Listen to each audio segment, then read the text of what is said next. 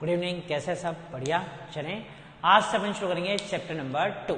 Chapter number 2 electrostatic potential and capacitance. Chapter number 1 में अपन ने काफी सारी चीजें पढ़ी। दो चार्जेस के बीच में फोर्स लगता है, Coulomb force 1/4πε0 Q1 Q2 bye r²। फिर हमने इलेक्ट्रिक फील्ड पढ़ी, force on a unit charge, force पर unit charge is Q/4πε0 r²। जिद्दोजहद करी इलेक्ट्रिक फील्ड लाइंस के साथ। Electric field lines from positive charge is always outward, electric field due to negative charge is always inward. फिर माथाफोड़ी करी dipole के साथ, इलेक्ट्रिक डायपोल। इलेक्ट्रिक डायपोल सबसे बेहतरीन चीज जो कि इस दुनिया में पाई जाती है। वाटर में दो होते हैं, वाटर मॉलिक्यूल में कितने होते हैं? दो। इसके आसपास इसकी सबसे बढ़िया प्रॉपर्टी, इसके आसपास ऊपर नीचे दाएं बाएं आजू बाजू कहीं पे भी इलेक्ट्रिक फील्ड जीरो नहीं होती है, कहीं पे भी फोर्स तीसरे चार्ज पे जीरो नहीं होगा। ये या इसके आसपास आएगा कोई भी चार्ज फोर्स एक्सपीरियंस करेगा। इलेक्ट्रिक डायपोल पढ़ा, इलेक्ट्रिक डायपोल को यूनिफॉर्म इलेक्ट्रिक फील्ड में रखा। उसके बाद अपन बेहतरीन इंसान के पास आए, गॉस जी के पास, गॉस लॉ पढ़ा और हमने चार्ज बॉडीज के कारण इलेक्ट्रिक फील्ड निकाली। चार्ज बॉडीज के कारण जो इलेक्ट्रिक फील्ड निकाली, चार्ज बॉडीज के कारण अपन ने 3 चार्ज बॉडीज की इलेक्ट्रिक फील्ड निकाली। एक कंडक्टिंग चार्ज स्फीयर, एक चार्ज वायर और एक चार्ज शीट। इन सबको हम इस्तेमाल करेंगे किसमें? Electrostatic potential, electrostatic potential and capacitance. This is now chapter number 2 और यहां पे हम सबसे पहली इलेक्ट्रिकल डिवाइस पढ़ेंगे जो कि घर घर में और हर घर में हर इलेक्ट्रिक अप्लायंस के अंदर काम में आती है और वो नाम है कैपेसिटर। वो नाम है कैपेसिटर। क्या नाम है बेटा? कैपेसिटर। हम पहली इलेक्ट्रिकल डिवाइस पढ़ेंगे जो पंखे में लगती है, जो एसी में लगती है, जो मोटर में लगती है। मतलब ऐसी कोई चीज बहुत बमुश्किल ही मिलेगी जो मिक्सी में लगती है, मिक्सी मतलब वो मिक्सर ग्राइंडर में लगती है। ऐसी कोई चीज बमुश्किल ही मिलेगी जिसमें कैपेसिटर का प्रयोग ना हो। ये टीवी में भी लगता है, ये मोबाइल में भी लगता है, ये हर इलेक्ट्रॉनिक की चीज में लगभग 95% इलेक्ट्रॉनिक की चीज में कैपेसिटर लगता है। कैपेसिटर पहली इलेक्ट्रिकल डिवाइस आप अपनी जिंदगी में पढ़ने जा रहे हैं चैप्टर नंबर 2 में। उससे पहले हम इलेक्ट्रोस्टैटिक पोटेंशियल एनर्जी के बारे में पढ़ेंगे, इलेक्ट्रोस्टैटिक पोटेंशियल के बारे में पढ़ेंगे और शुरू करते हैं आज का पहला chapter number 2। Is the clear? Electrostatic potential. अच्छा, किसी भी बॉडी को चार्ज करते हैं, किसी भी बॉडी को क्या करते हैं बेटा? चार्ज करते हैं। किसी भी बॉडी को चार्ज किया जाता है, किसी भी बॉडी को जब चार्ज किया जाता है तो ऑब्वियस सी बात है कि कोई बॉडी अपने आप तो चार्ज होगी नहीं, कोई भी बॉडी अपने आप तो चार्ज होगी नहीं। जैसे किसी बॉडी में से इलेक्ट्रॉन को बाहर निकालना है, इलेक्ट्रॉन को बाहर निकालना है, इस बॉडी में से इलेक्ट्रॉन को बाहर निकालना है, तो भाई इलेक्ट्रॉन को बाहर निकालना है तो भी तो मुझे पकड़ के निकाल के अब ऐसे पकड़ के तो जुए तो है नहीं कोई इलेक्ट्रॉन। यहाँ रेंगरी, यहाँ रखा डेढ़ मार दिया। अरे कोई इलेक्ट्रॉन है ना, इसको दिखता थोड़ी है, अंदर है। अब उसको बाहर निकालने के लिए क्लास 11th में केमिस्ट्री में आपने बाहर निकाला था कि नहीं निकाला था इलेक्ट्रॉन को? नहीं याद है तो मैं याद दिला देता हूं।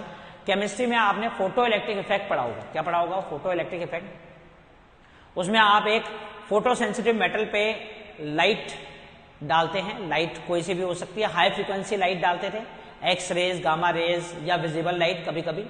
तो वो जो लाइट उस पर जाती थी फिर इलेक्ट्रॉन एनर्जी गेन करते थे और इलेक्ट्रॉन एनर्जी गेन करके बाहर आ जाते थे। Is that clear? तो वर्क डन तो करना ही पड़ेगा। तो किसी भी बॉडी को चार्ज करने के लिए, जैसे इस पेन को चार्ज करना है तो अरे मैं कोई ये रणवीर कपूर की तरह डांस थोड़ी करो, अरे भाई पेन को चार्ज करूँ, ये इसको ऐसे तो ये पेन चार्ज हो गया। अरे तो काम तो करना पड़ा ना, घिस रहा हूं ना यहाँ पे, तो काम तो करना ही पड़ेगा ना। तो जो भी काम एक बॉडी को चार्ज करने में आप करते हैं वो बॉडी में इलेक्ट्रोस्टैटिक पोटेंशियल एनर्जी के फॉर्म में स्टोर हो जाती है। क्या हो जाती है बेटा? इलेक्ट्रोस्टैटिक पोटेंशियल एनर्जी के फॉर्म में स्टोर हो जाती है। जो भी काम आप एक बॉडी को चार्ज करने में करते हैं, जो भी काम आप एक बॉडी को चार्ज करने में करते हैं, that is stored in the body in the form of electrostatic potential energy, that is stored in the form of electrostatic potential energy. वो किस फॉर्म में स्टोर हो जाता है? इलेक्ट्रोस्टैटिक पोटेंशियल एनर्जी, यूई लिखेंगे और ये एक स्केलर क्वांटिटी है। क्या है बेटा? Scalar quantity. ऑब्वियस सी बात है, स्केलर क्वांटिटी होगी, स्केलर क्वांटिटी होगी। क्यों? क्योंकि वर्क डन है।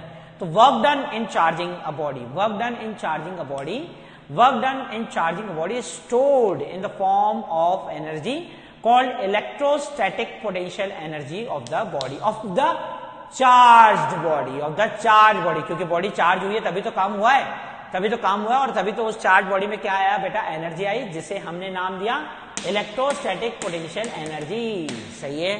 अच्छा, अब इलेक्ट्रोस्टैटिक पोटेंशियल एनर्जी की बात करें, इलेक्ट्रोस्टैटिक पोटेंशियल एनर्जी की बात करें, या किसी बॉडी को चार्ज करने की बात करें, किसी बॉडी को क्या करने की बात करें बेटा, चार्ज करने की बात करें, तो काम तो करना पड़ेगा, उसमें से इलेक्ट्रॉन बाहर निकालने पड़ेंगे। ऐसा clear.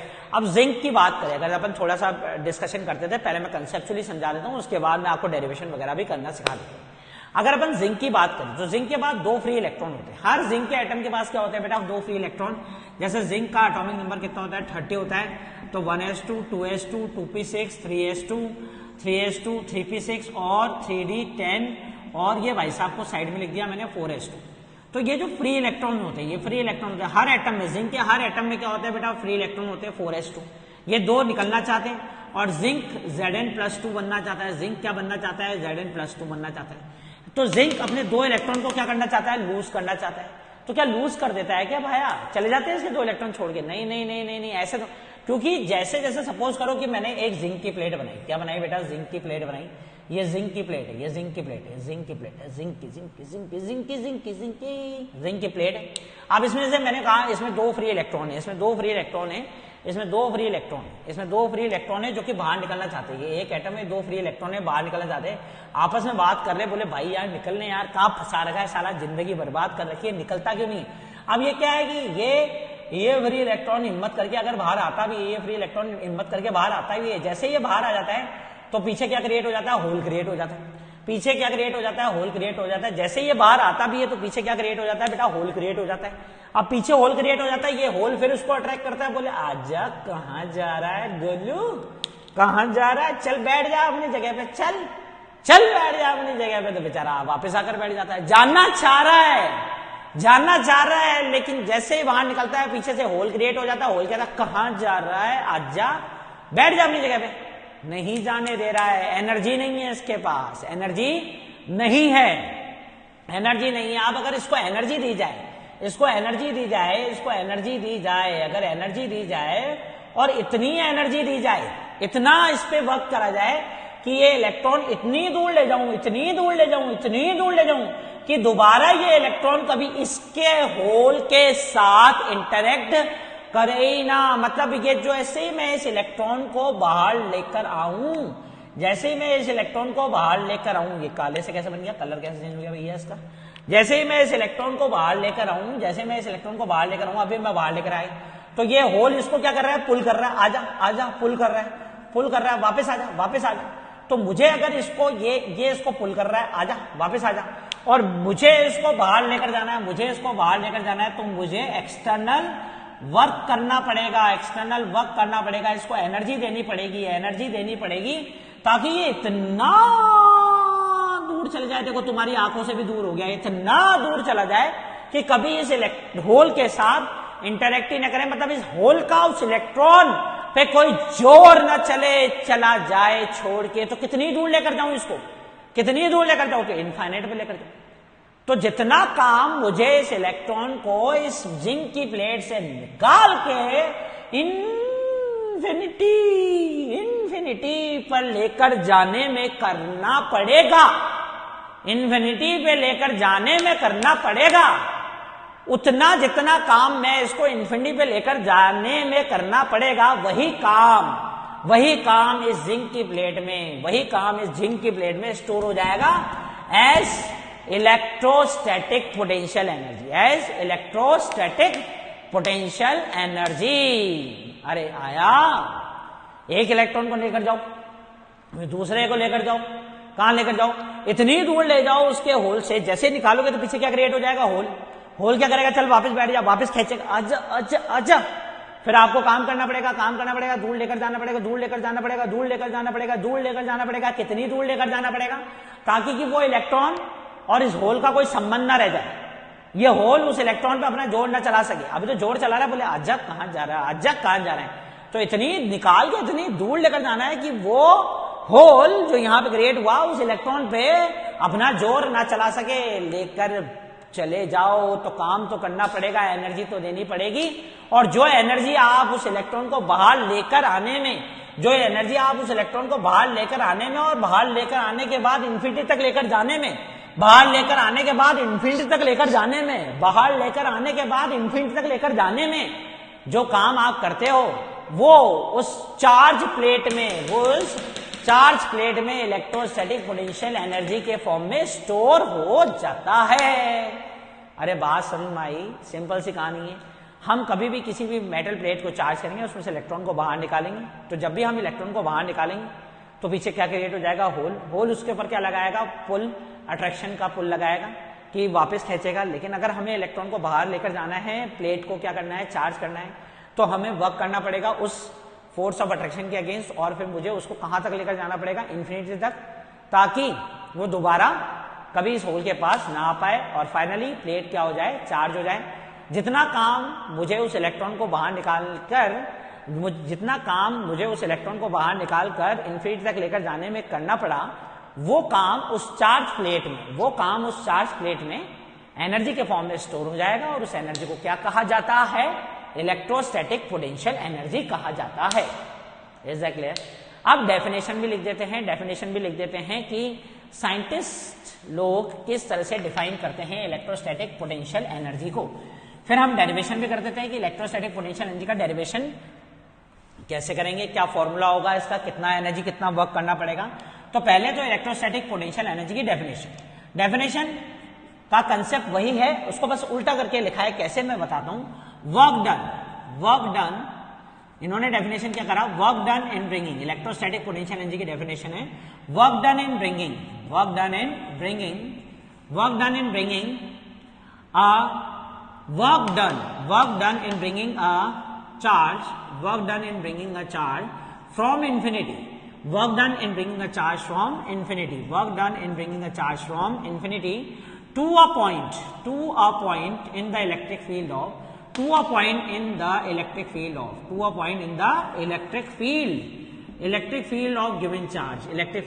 given charge, work done in bringing a charge from infinity to a point in the electric field of the given charge, given charge दिया हुआ होगा। work done in bringing a charge from infinity to a point in the electric field of the given charge from infinity बता दिया है पहले। work done in bringing a charge from infinity to a point in electric field of a given charge is stored in the form of energy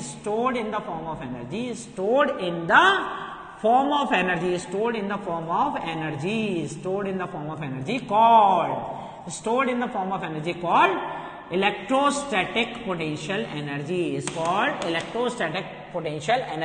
So work done in bringing a charge from infinity to a point in the electric field of the given charge, stored in the form of energy called electrostatic potential energy। अब आप कहोगे, बोले भाई साहब आप तो निकाल के इन्फिनिटी तक लेकर जा रहे हो और ये कह रहा है कि मैं इन्फिनिटी से लेकर आ रहा हूं। अब भाई अगर मैं किसी बॉडी पे एक पॉजिटिव चार्ज बनाऊंगा तो या तो उसको ये समझाऊं कि देख भैया ये मैं इसमें से इलेक्ट्रॉन लेकर बाहर गया और इन्फिनिटी पे छोड़ के आया, या फिर मैं बता दूं कि मैं इन्फिनिटी से एक चार्ज को मैं यहां तक लेकर आया जो काम किया। बात तो एक ही है ना। मैं कहूं कि मैं इन्फिनिटी से पॉजिटिव चार्ज को लेकर आया इस बॉडी तक और जो काम किया मैं लेकर आने में वो क्या हुआ? इलेक्ट्रोस्टैटिक पोटेंशियल एनर्जी के फॉर्म में स्टोर हो गया। अब मैं उल्टे तरीके से बोलूं कि मैं इसमें से इलेक्ट्रॉन को बाहर निकाल के कहां तक छोड़ के आया? इन्फिनिटी तक, और बॉडी क्या हो गई? चार्ज हो गई। कहां तक छोड़ के आया? इन्फिनिटी तक, या इन्फिनिटी से लेकर आया, तो one and the same thing. तो समझाने का तरीका इनका यह था, work done in bringing a charge from infinity to a point in electric field of the given charge. अभी किसके अगेंस्ट काम करे? इलेक्ट्रॉन को दूर लेकर जाना किसके अगेंस्ट काम करे? इस होल के अगेंस्ट, इस पॉजिटिव चार्ज के अगेंस्ट। जो पॉजिटिव चार्ज उस इलेक्ट्रॉन को खींच रहा है, आजा, तो इसकी इलेक्ट्रिक फील्ड के अगेंस्ट काम कर रहा हूं। इसकी इलेक्ट्रिक फील्ड के अगेंस्ट काम करके कहां तक लेकर जा रहा हूं? इन्फिनिटी तक। अब किसी गिवन चार्ज की इलेक्ट्रिक फील्ड के अगेंस्ट काम करके लेकर आऊंगा कहां से?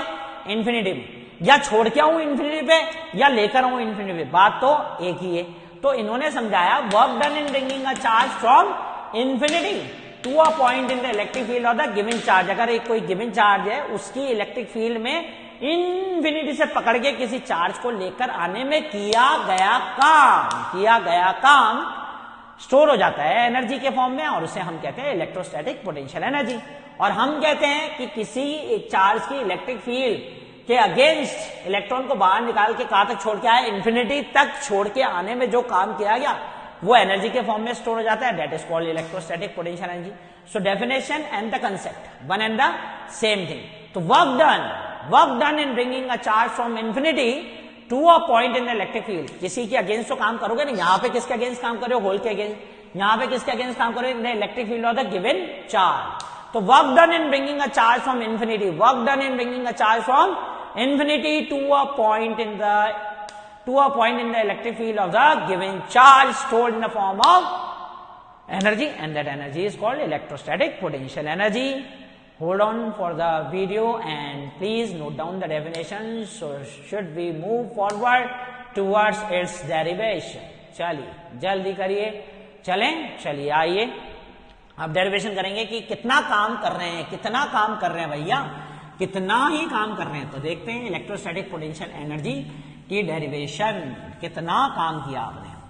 एक चार्ज को एक दूसरे गिवन चार्ज की इलेक्ट्रिक फील्ड में लेकर आने में कितना काम किया जाता है वो निकालेंगे, और उस जो वर्क डन किया जाएगा that will store in the form of energy, and that energy is called electrostatic potential energy. अच्छा, वर्क डन वेरिएबल होगा कि कांस्टेंट होगा? ऑब्वियस सी बात है वेरिएबल होगा, क्योंकि जैसे जैसे आप उस चार्ज को इन्फिनिटी से गिवन चार्ज के पास लेकर आते जाओगे तो उतना ही ज्यादा फोर्स लगता जाएगा और आपको उतना ही धक्का देना पड़ेगा। तो वर्क डन कैसा हुआ? वेरिएबल।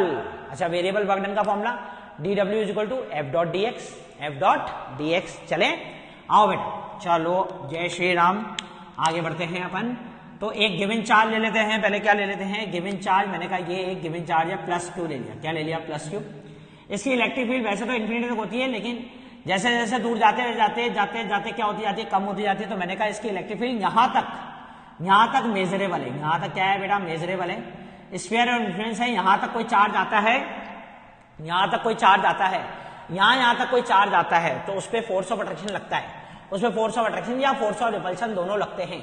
अगर नेगेटिव आएगा तो फोर्स ऑफ अट्रैक्शन और पॉजिटिव आएगा तो फोर्स ऑफ रिपल्शन। यहां तक देखो मेरा हाथ जा रहा है, यहां तक। इसके बाद भी लगता है, लेकिन ना के बराबर। इसके बाद भी लगता है, यहां भी लगेगा फोर्स, तो यहां पे भी लगेगा फोर्स, तो यहां पे भी लगेगा, लेकिन ना के बराबर। क्यों? क्योंकि इसकी इलेक्ट्रिक फील्ड यहां पे ना के बराबर हो गई। एग्जैक्टली, आया समझ? अब work done in bringing a charge from infinity. तो इंफिनिटी पे एक चार्ज पड़ा था Q0, इंफिनिटी पे एक चार्ज पड़ा था Q0 पड़ा था इंफिनिटी पे, ये भी पॉजिटिव मान लेते हैं, दोनों पॉजिटिव। इंफिनिटी पे चार्ज पड़ा था Q0, work done in bringing a charge from infinity to a point in the electric field. यहां तक लेकर आना है, इसको यहां तक लेकर आना है, जो कि इससे कितनी दूरी पे बेटा? R। यहां तक लेकर आना है। अब मैं जो पूछ रहा हूं उसका जवाब देना। इस Q0 को मैं यहां से यहां तक लेकर आऊं, यहां से यहां तक, फिंगर को देखना, यहां से यहां तक लेकर आऊं। कोई काम करा? अरे काम तब होता है जब अगेंस्ट में कोई फोर्स होता है।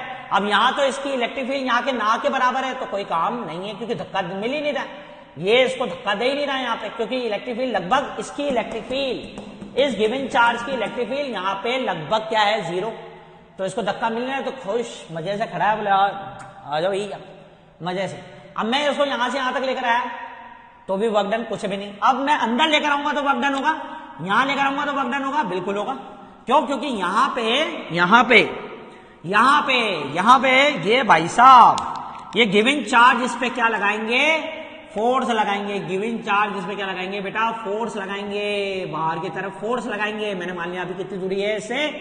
x, और मैं पकड़ के लेकर आया इसको थोड़ा सा अंदर पकड़ के लेकर आया dx, पकड़ के लेकर आया dx, और ये फोर्स लगा रहा है F, पकड़ के लेकर आया थोड़ा सा dx, और लेकर कहां तक आना है? P पॉइंट तक। P अच्छा नहीं दिख रहा है, P को थोड़ा सा वापस बनाएंगे, इस P पॉइंट तक लेकर आना है, जो कि चार्ज से कितनी दूरी पे? R। तो अब जैसे जैसे मैं लेकर आऊंगा, जैसे जैसे मैं इस चार्ज को लेकर आऊंगा, जैसे जैसे मैं पास में लेकर आऊंगा, तो वैसे वैसे इस चार्ज पे फोर्स बढ़ता जाएगा। तो मुझे धक्का ज्यादा, चल और आगे चल तो धक्का और मुझे भी ज्यादा लगाना पड़ेगा। तो work done by variable force, तो वर्क डन तो स्मॉल वर्क डन निकालेंगे, dW F dot D x, F dot D x. अच्छा फोर्स उधर लग रहा है और dx इधर आ रहे हैं, लेकर इधर आ रहे हैं और फोर्स उधर लग रहा है, तो थीटा कितना हो गया भैया, फोर्स और dx के बीच का एंगल कितना हो गया 180 डिग्री क्यूब आया, तो dw is equals to F dx cos 180 degree. जय श्री राम। cos 180 डिग्री क्या हुआ है भाया, cos 180 डिग्री बोलो भैया, cos 180 डिग्री -1, cos 180 डिग्री -1, तो dw इज इक्वल्स टू कितना हो गया बेटा माइनस एफ dx। जय श्री राम। अच्छा dw is equal to minus force कितना लगेगा इसका, इस पे फोर्स कितना लगेगा जल्दी बताओ, कूलाम जी को याद करो, मन में याद करो, हाथ जोड़ो, q not by 4 pi epsilon not x square dx। अभी तो दूरी x है ना, लेकर कहां तक आना है, r तक, लेकर कहां तक आना है बेटा, r तक, तो dw is equal to integration करना पड़ेगा minus q not by 4 pi epsilon not, और ये हो गया भैया 1 बाय x स्क्वायर का इंटीग्रेशन dx, इधर भी इंटीग्रेशन 0 से लेकर w, और यहाँ इन्फिनिटी से लेकर कहां तक लेकर आया बेटा आर, इन्फिनिटी से लेकर कहां तक लेकर आना है आर तक। आया इंटीग्रेशन आता है आया, नहीं आता है तो मैं अटे लिख रही हूँ इंटीग्रेशन का फॉर्मूला, अटे लिख रही हूँ रेड वैन से, इंटीग्रेशन x की बार n का इंटीग्रेशन, x की बार n का इंटीग्रेशन, x की बार n+1 बाय n+1, x की बार n का इंटीग्रेशन क्या होता है बेटा, x की बार n+1 बाय n+1। अब जैसे x की पावर -2 है, x की पावर 1 बाय x स्क्वायर है ना, तो x की पावर क्या लिख देंगे इसको -2, तो x की पावर -2 का इंटीग्रेशन क्या होगा बेटा, x की पावर -2+1 अपॉन -2+1, सही है। तो इधर लिख देते हैं, इधर लिख देते हैं, थोड़ा सा बॉक्स और बड़ा बना देते हैं, इधर लिख देते हैं x की पावर -1 और नीचे भी -1, तो कितना हो गया बेटा -1/x, कितना हो गया -1/x। ऐसे साइड में करके दिखा देना, उसको साइड में करके दिखा देना, कोई टेंशन वाली बात नहीं है। ये तो हो गया work done, -q not by 4 pi epsilon not, 4 pi epsilon not -1/x, वहां पे करके दिखा देना, वो करके दिखा देना ढंग से, साइड में ब्लॉक बनाकर इन्फिनिटी से लेकर आर तक। ये माइनस साइन पहले बाहर भेज दो भैया, माइनस साइन पहले बाहर भेज दो, q not by 4 pi epsilon not. अच्छा पहले क्या डालते हैं अपर लिमिट, फिर क्या डालते हैं लोअर लिमिट, तो 1/r, पहले 1/r -1/इंफिनिटी। जय श्री राम। 1/इंफिनिटी क्या होता है बेटा 0, 1 बहुत बड़ा नंबर क्या होगा 0। तो आपका वर्क डन आ गया फाइनली। कितना वर्क डन करना पड़ा इस चार्ज को, इस चार्ज को यहां से इंफिनिटी से लेकर P पॉइंट तक लेकर आने में कितना वर्क डन करना पड़ा, q not by 4 pi epsilon not r। Work done is q not by 4 pi epsilon not r। This work done is stored in the form of electrostatic potential energy. Hence ये Q capital Q और यहां पे लेकर आए इसको Q not को, तो इसको Q नॉट को यहां तक लेकर आने में तो इन दोनों की टोटल एनर्जी कितनी हो गई, Q not by 4 pi epsilon not r। इस सिस्टम में टोटल एनर्जी कितनी स्टोर हो गई बेटा, Q not by 4 pi epsilon not r, Q not by 4 pi epsilon not r। अरे भैया समझ में आया। तो electrostatic potential energy stored in a system of two charges, in a system of two charges will be equal to q not by 4 pi epsilon not r। आप ऐसे भी लिख सकते हो, ऐसे भी लिख सकते हो इसको, आप ऐसे कैपिटल Q को Q1 मान लो और इसको Q2 मान लो, तो आप इसको ऐसे भी लिख सकते हो कि अगर Q1 और Q2 हैं और r दूरी पे पड़े हुए हैं, तो इन दोनों की इलेक्ट्रोस्टैटिक पोटेंशियल एनर्जी कितनी हो जाएगी, Q1 Q2 by 4 pi epsilon not r। Electrostatic potential energy कितनी हो जाएगी, Q1 Q2 by 4 pi epsilon not r हो जाएगी भैया। अरे भैया समझ में आया। मतलब पहले Q1 आया तो अकेला था तो कोई वर्क डन नहीं करा, लेकिन उसके पास क्या लेकर आया Q2 लेकर आया तो वर्क डन करा। कितना वर्क डन करा, Q1 Q2 by 4 pi epsilon not r। Video को करो पॉज और करो पूरा का पूरा इलेक्ट्रोस्टैटिक पोटेंशियल एनर्जी का शानदार जानदार मजेदार डेरिवेशन, और वो इंटीग्रेशन साइड में दिखा देना भैया, इंटीग्रेशन साइड में दिखा देना, कर लिया। चले अब कुछ इंपॉर्टेंट बात मैं आपको बता देता हूं, इसके बारे में आपको बता देता हूं इलेक्ट्रोस्टैटिक पोटेंशियल एनर्जी के बाद। अगर इलेक्ट्रोस्टैटिक, पहली बात तो इलेक्ट्रोस्टैटिक पोटेंशियल एनर्जी कौन सी क्वांटिटी होती है बेटा, स्केलर क्वांटिटी होती है। कौन सी क्वांटिटी होती है, स्केलर क्वांटिटी होती है। इलेक्ट्रोस्टैटिक पोटेंशियल एनर्जी कौन सी क्वांटिटी होती है, स्केलर, क्योंकि वर्क डन है and work done is always scalar. तो इसमें डायरेक्शन का कहानी आपको नहीं लेकर आनी है, डायरेक्शन की कहानी आपको नहीं लेकर आनी है। डायरेक्शन में आपको ज्यादा सर नहीं फोड़ना है, मतलब पॉजिटिव चार्ज हो तो पॉजिटिव, नेगेटिव चार्ज हो तो नेगेटिव लिख देना। जैसे अपन 2 क्वेश्चन करते हैं फिर मैं समझाता हूँ, ऐसा क्लियर बेटा। 2 question. Question number 1, a 2 microcoulomb charge, a 2 microcoulomb charge, a 2 microcoulomb charge and a 7 microcoulomb charge, a 2 microcoulomb charge and a 7 microcoulomb charge separated by 9 centimeters, separated by 9 centimeter. Find electrostatic potential energy of the system. Find electrostatic potential energy of system. Electrostatic potential energy निकालनी, तो हमने कहा ठीक है निकाल देते हैं, पर फिगर जरूर बनाना, बिना फिगर के काम मत करना, सही है। तो पहले देखो, पहले कुछ भी नहीं था, दुनिया में कुछ भी नहीं था। फिर मैं 2 माइक्रोकूलम को चार्ज लेकर आया, क्या लेकर आया? 2 माइक्रोकूलम का चार्ज लेकर आया, कोई काम करा? अरे कुछ था ही नहीं तो किसके अगेंस्ट काम करूंगा यार, अब 7 माइक्रोकूलम का चार्ज लेकर आया, काम करा? 7 माइक्रोकूलम का चार्ज लेकर आया, काम करा ना? किसके अगेंस्ट काम करा? इसके अगेंस्ट काम करा। कितनी दूरी पे रखा? 9 सेंटीमीटर, सही है बेटा। तो इलेक्ट्रोस्टैटिक पोटेंशियल एनर्जी निकालनी है, तो मैंने कर दिया Q1 Q2 by 4 pi epsilon not R, Q1 Q2 by 4 pi epsilon not R। तो Q1 हो गया 2 इंटू 10⁻⁻⁶, Q2 हो गया 7 इंटू 10⁻⁻⁶, 4 पाई एप्सिलॉन हो गया 9 into 10⁻⁹ divided by R 9 centimetre, मतलब 9 इंटू 10⁻⁻²। जय श्री राम। ये ध्यान रखना, वर्क डन वो कूलाम में गोते मत लगाते रहना, कूलाम में Q1 Q2 by 4 pi epsilon not R square, coulomb में गोते मत लगाते रहना। ये क्या है?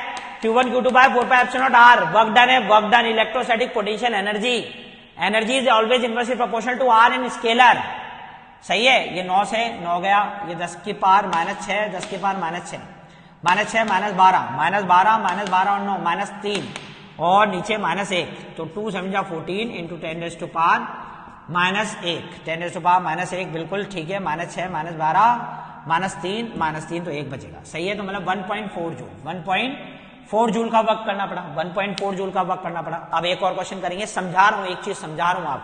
अब एक और क्वेश्चन करेंगे, यहां लिख देता हूं, इसको हटा दूं ना, कोई दिक्कत वाली बात नहीं है। तो फॉर्मूला तो अब आ ही गया, तो यहां लिख देते हैं, सुनना जरा, सुनना ओ भैया, सुनना। चल भैया आ जा। फिर क्वेश्चन नंबर 2 आज का, a 2 microcoulomb charge, a 2 microcoulomb charge and a -7 microcoulomb charge. 2 microcoulomb charge and a -7 microcoulomb charge separated by 9 centimeter. Find electrostatic potential energy. एक 2 माइक्रोकूलम का चार्ज है, एक -7 माइक्रोकूलम का चार्ज है, सेपरेटेड बाय 9 सेंटीमीटर। तो तुम कहोगे वही तो क्वेश्चन है, क्यों परेशान हो रहे हो? वही तो क्वेश्चन है, अरे रुक तो जाओ यार। Find electrostatic potential energy. तो पहले कुछ नहीं था, फिर मैं 2 माइक्रोकूलम का चार्ज को लेकर आया, काम करा मैं, अरे कुछ था ही नहीं तो किसके अगेंस्ट काम करेंगे। फिर मैं -7 माइक्रोकूलम के चार्ज को लेकर आया, काम करा, बिल्कुल करा। कितनी दूरी के लेकर आया? 9 सेंटीमीटर दूरी के पास में लेकर आया। तो इलेक्ट्रोस्टैटिक पोटेंशियल एनर्जी कितनी हो गई? Q1 Q2 by 4 pi epsilon not R, Q1 2 into 10⁻⁻⁶, 2 into 10⁻⁻⁶, Q2 -7 into 10⁻⁻�6। Negative हो तो नेगेटिव ले लेना, पॉजिटिव हो तो पॉजिटिव लेना, डायरेक्शन का कोई लेना देना नहीं है। वर्क डन है, एनर्जी है, स्केलर है, चार्ज जैसा हो वैसे ही लेना है, 1/4 pi epsilon not 9 into 10⁻⁹, 9 into 10⁻⁹ by 9 into 10⁻⁻² R 9 centimetre. तो इलेक्ट्रोस्टैटिक पोटेंशियल एनर्जी कितनी हो गई? वही घड़िया 9 से 9, 10 की पावर -1 और -14, मतलब इलेक्ट्रोस्टैटिक पोटेंशियल एनर्जी कितनी आ गई? -1.4 जूल, -1.4 जूल। तो तुम बोलोगे ठीक है, फॉर्मूला इस्तेमाल करना था, कर दिया, क्या हुआ इससे? क्या हुआ? एक बार कॉपी करो, मैं समझाता हूँ, कॉपी करो फटाफट, मैं समझाता हूँ कि क्या हुआ और क्या नहीं हुआ, मैं समझा रहा हूँ। कर लिया कॉपी, वीडियो पॉज करके फटाफट चले आए। यहाँ पे इलेक्ट्रोस्टैटिक पोटेंशियल एनर्जी, यहाँ पे इलेक्ट्रोस्टैटिक पोटेंशियल एनर्जी क्या आ रही है? पॉजिटिव आ रही है। यहाँ पे इलेक्ट्रोस्टैटिक पोटेंशियल एनर्जी क्या आ रही है बेटा? पॉजिटिव आ रही है। यहाँ पे इलेक्ट्रोस्टैटिक पोटेंशियल एनर्जी क्या आ रही है? नेगेटिव आ रही है। ध्यान रखना। अब मैं समझा रहा हूँ दो चीजें, सुनना। जब तक इलेक्ट्रोस्टैटिक पोटेंशियल एनर्जी पॉजिटिव आए, इलेक्ट्रोस्टैटिक पोटेंशियल एनर्जी क्या है बेटा? पॉजिटिव आए, अनबाउंडेड होता है सिस्टम। क्या होता है बेटा? अनबाउंडेड सिस्टम होता है। इलेक्ट्रोस्टैटिक पोटेंशियल एनर्जी जब तक नेगेटिव आए, इलेक्ट्रोस्टैटिक पोटेंशियल एनर्जी जब तक पॉजिटिव आए तो कैसा सिस्टम होता है? अनबाउंडेड का मतलब, अब देखो दोनों पॉजिटिव थे तो इलेक्ट्रोस्टैटिक पोटेंशियल एनर्जी क्या आई? पॉजिटिव आई। दोनों पॉजिटिव थे, छोड़ देंगे, यहां तक लेकर आएंगे तो काम करा, पकड़ के रखा तो काम करा, अब छोड़ देंगे तो भाग जाएंगे, भाग जाएंगे, दूर दूर भाग जाएंगे, रिपेल करेंगे भाग जाएंगे। तो इसे बोलते हैं अनबाउंडेड सिस्टम। क्या बोलते हैं? अनबाउंडेड। जब भी इलेक्ट्रोस्टैटिक पोटेंशियल एनर्जी पॉजिटिव आए, जब भी इलेक्ट्रोस्टैटिक पोटेंशियल एनर्जी पॉजिटिव आए तो अनबाउंडेड है, जैसे ही छोड़ोगे भाग जाएंगे, जैसे ही छोड़ोगे भाग जाएंगे। दूसरा पॉइंट सुनना, इलेक्ट्रोस्टैटिक पोटेंशियल एनर्जी जब भी नेगेटिव आ रही है, इलेक्ट्रोस्टैटिक पोटेंशियल एनर्जी जब भी नेगेटिव आ रही है, इलेक्ट्रोस्टैटिक पोटेंशियल एनर्जी जब भी नेगेटिव आ रही है, इलेक्ट्रोस्टैटिक पोटेंशियल एनर्जी जब भी नेगेटिव आ रही है, सिस्टम हमेशा बाउंडेड होता है। सिस्टम हमेशा क्या होता है? Bounded. Bounded system, bounded system, bounded system. Bounded system का क्या मतलब है? बाउंडेड सिस्टम का क्या मतलब है?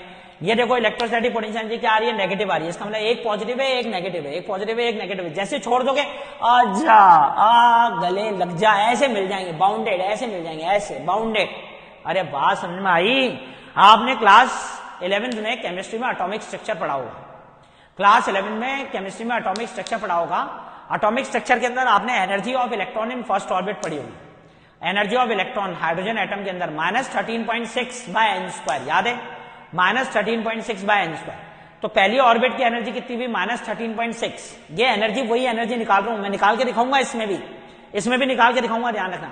तो पहले ऑर्बिट की एनर्जी कितनी हुई? -13.6 इलेक्ट्रॉन वोल्ट। तो एनर्जी क्या है? नेगेटिव है। नेगेटिव आई, इसका मतलब इलेक्ट्रॉन और प्रोटॉन के बीच में बाउंडेशन है। आप इलेक्ट्रॉन को उससे दूर नहीं कर सकते, दूर करोगे तो बहुत ज्यादा एनर्जी लगेगी। अब सेकंड ऑर्बिट में एनर्जी आई, सेकंड ऑर्बिट में -13.6 डिवाइडेड बाय 4, -13.6 डिवाइडेड बाय 4 मतलब नेगेटिव में कम हो गई। नेगेटिव में कम हो गई तो बाउंडेशन कम हो गया। अभी भी बाउंडेड है, क्यों? क्योंकि एनर्जी नेगेटिव है। एनर्जी नेगेटिव जब तक रहेगी तब तक क्या रहेगा? बाउंडेड रहेगा। पर अब कम बाउंडेड हो गया, क्यों? क्योंकि नेगेटिव में एनर्जी क्या हो गई? कम हो गई, -13.6 से कम हो गई, माइनस समथिंग लाइक 3.6 आती है, -3.6 आती है। तो माइनस में कम हो गई ना, तो थोड़ा बहुत अनबाउंडेड होगा, पर अभी भी बाउंडेड है। अभी भी फोर्स ऑफ अट्रैक्शन अगर बाहर निकालना पड़ेगा, काम करना पड़ेगा। तो जब तक potential energy, electrostatic potential energy negative आती है, दोनों सिस्टम क्या रहेंगे? बाउंडेड। इनको सेपरेट करना पड़ेगा, तो फिर दम लगाना पड़ेगा। और जैसे ही पॉजिटिव आती है, इलेक्ट्रोस्टैटिक पोटेंशियल एनर्जी क्या आती है? पॉजिटिव। तो सिस्टम क्या रहेगा? अनबाउंडेड। जैसे ही छोड़ोगे भाग जाएंगे। अरे आया, तो हमेशा ध्यान रखना है कि इलेक्ट्रोस्टैटिक पोटेंशियल एनर्जी अगर पॉजिटिव आ रही है किसी सिस्टम की इलेक्ट्रोस्टैटिक पोटेंशियल एनर्जी अगर पॉजिटिव आ रही है, किसी सिस्टम की अगर इलेक्ट्रोस्टैटिक पोटेंशियल एनर्जी पॉजिटिव आ रही है, तो सिस्टम क्या है? अनबाउंडेड है। अनबाउंडेड, जैसे सिस्टम को छोड़ दोगे भाग जाएगा। और किसी सिस्टम की पोटेंशियल एनर्जी अगर नेगेटिव आ रही है, किसी सिस्टम की पोटेंशियल एनर्जी अगर नेगेटिव आ रही है, तो वो सिस्टम बाउंडेड है। मतलब अगर जैसे छोड़ोगे तो दूर दूर नहीं भागेंगे, एक दूसरे के पास आ जाएंगे। आया ये बात? आज की जो लास्ट वाली बची हुई है वो बिल्कुल इंपॉर्टेंट लिखना। ये जो electrostatic energy positive, unbounded, electrostatic negative, तो बाउंडेड। समझ में आया? अच्छे तरह से पढ़ना आज की क्लास। ये मेन कंसेप्ट है और अब आगे और कंसेप्ट पढ़ेंगे मजेदार। सही है? सेकंड चैप्टर शुरू कर दिया है। Bye, take care.